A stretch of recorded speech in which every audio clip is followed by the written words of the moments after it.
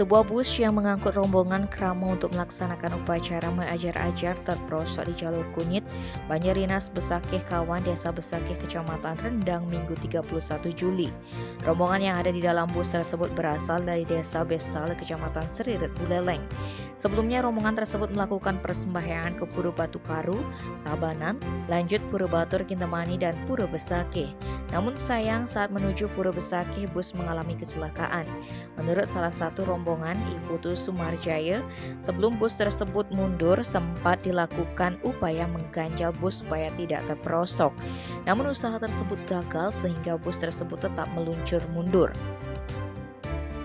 Untungnya sebelum bus terperosok semua penumpang sudah turun sehingga ke-22 penumpang bus selamat dari peristiwa naas tersebut.